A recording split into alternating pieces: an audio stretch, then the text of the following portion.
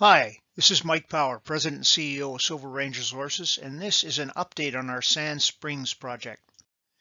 First, a quick word from our lawyer. Sand Springs is 25 miles east of Fallon, off Highway 50 to the north. Currently, the property consists of 13 claims on BLM land with no surface impairments. So our Sand Springs property is in the Sand Springs district, which was discovered in 1905, about the time of the rawhide rush. Production in the area peaked around 1919 when leasers were working the two biggest mines in the area, the Dan Tucker and the Summit King. Estimated district production is about 21,000 ounces of gold and 1.2 million ounces of silver. I think that's a generous estimate. Now, the Sand Springs property is on the west end of the district, and it was discovered and worked in the 1930s through about the Second World War. The property saw some exploration after the war, most notably by Pegasus Gold, who drilled 13 holes on the property in 1992-93 and got some very interesting results. I should point out this property was drilled without the benefit of a lot of prior geologic mapping or any geophysics. It was a quick sort of a prospect by drilling project, and it was remarkably successful. Well, let's look at the regional geology. The Sand Springs property, outlined here in purple, occurs in a window of Mesozoic rocks, outlined here in this dashed red line. All the rocks to the south of this line are Mesozoic, rocks to the north are tertiary cover rocks. The two principal mines in the district, the Dan Tucker and the Summit King, are about 3 kilometers east of the Sand Springs property, and are in this metasedimentary package that appears to overlie this Cretaceous or Jurassic Pluton to the south. Well, here's the property geology mapped by Dick Reed this summer. On the west side of the property are tertiary cover rocks, basalts and sediments and rhyolites. The Mesozoic sequence is shown here. The principal feature is this horseshoe-shaped granodioritic intrusion. There's a roof pendant in the top of it.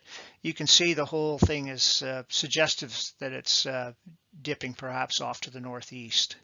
A couple of normal faults here. This one we believe persists underneath and into the RMS2, where it's either buried or just can't recognize it in the metasediments at surface. The lowermost part of the metasedimentary sequence, that would be the limestone, the metasediments here, and this blue argillite at the top, were beveled and are covered by this capping basalt here. A couple of normal faults, as I pointed out. This one here, the throw on it can be estimated from contact points here and up on here, and it's about 50 meters. So mineralization in this package occurs in two settings. There's a series of quartz tourmaline veins. You can see them outlined here in red, form an array about 800 meters long. And there's skarn mineralization, which is more widespread. Some of the showings are shown as Gossans here, but we really couldn't put everything on the map. So what does this mineralization look like? Well, the gold copper skarn mineralization looks like this. It's oxidized gossanous material. Sometimes see a bit of malachite and azurite. It occurs along the intrusive contacts and also as a bedded exoskarn in the limestone. This is where we've gotten the best gold and copper samples. Surface samples run up to 1.5 meters at 10 grams, and we've picked up grabs up to 3.5% copper. The best drill hole intersection with respect to gold also occurred in this material, where it ran 4.8 grams gold over 3 meters. But there's also gold in the intrusive hosted quartz tourmaline veins. These are in the north arm of the intrusive outcrop. They're in an array about 800 meters long. Samples run up to 2.9 grams per ton. Well, let's have a closer look at these results. Here's our gold in surface sample results. Best analysis to date was this 10.1 grams over 1.5 meters from a sample taken here. Most of the elevated gold tends to be associated with this granodiorite body, but there's also some gold showing up along this structure here, perhaps bleeding up along plumbing. Here's copper in surface sampling results, a little more widespread, still a good association with the granodiorite intrusion, but also well developed within the metasedimentary roof pendant rocks. Best results to date are 3.5% from a grab sample, and there were some good drill results up to 9 meters at 0.77% in drilling one of the holes into the metasediments. So there's both copper and gold mineralization here. They're separated somewhat in geostatistical space. The gold and copper show different suites of associated elements. They may also show their different spatial distribution, perhaps suggesting they came in along different pulses, but still both basically associated with this granodioritic intrusion.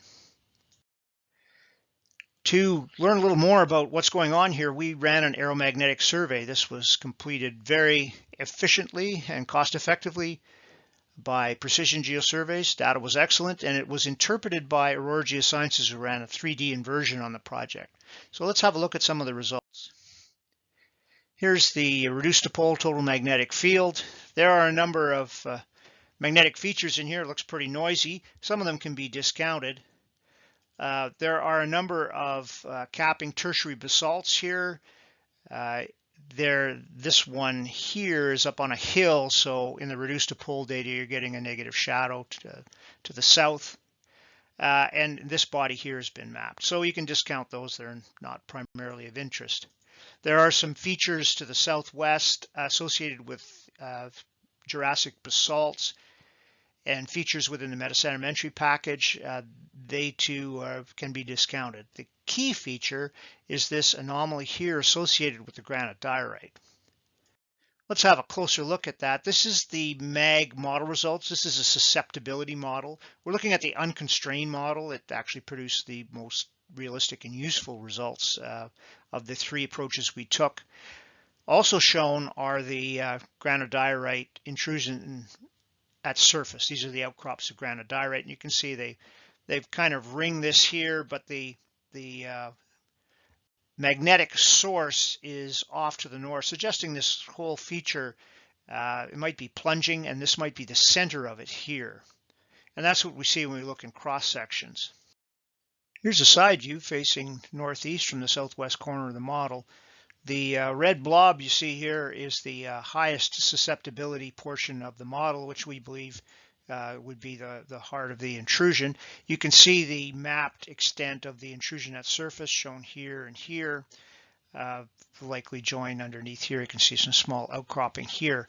We think the two arms of the intrusion here branch from this, and that on the whole the intrusion is plunging into this plane of view that you see here.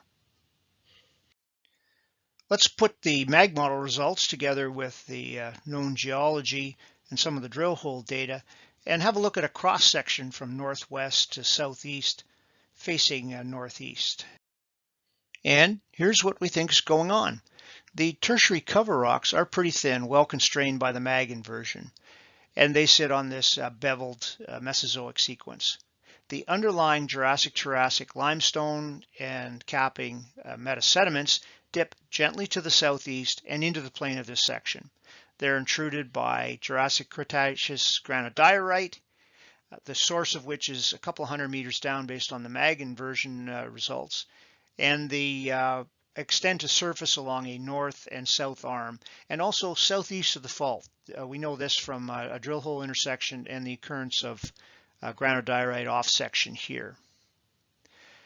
The throw on this fault is fairly well constrained by the displacement of an overlying RMS1 unit, not shown in this section, and there's a roof pendant here, and we're fairly confident that this fault in the limestone extends underneath the overlying RMS2 unit in this plane of section. Okay, that's the geology. Where's the mineralization?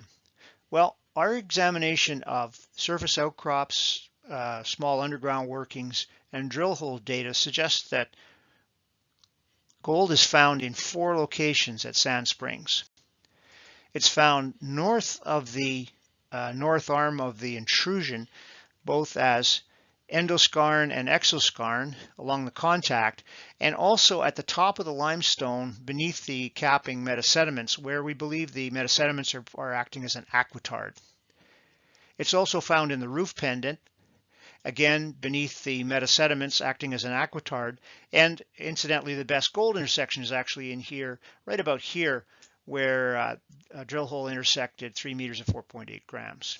Finally, we believe there's gold skarn mineralization southeast of the fault and the south arm of the intrusion based on drill hole intercepts and projections of surface outcrops, and largely confined to the limestone, but similar in character to the other mineralization found further to the north.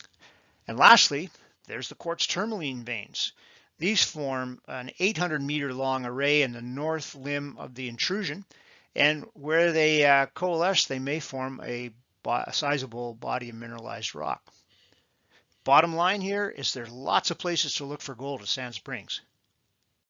So what's next? Well, we think Sand Springs is nicely set up for a drill program, no additional work required. Look at this section here. You've got skarned limestone, old timers workings, squirreling away on the high grade. Right beneath this contact here, here's your aquitard capping metasediments. You can imagine a drill set up on the skyline here, drilling off the down dip extension of this. Might be a substantial body of mineralized rock here, and that's just one location on the property. So we're looking for a partner, and we hope to see some drilling soon at Sand Springs. Thanks.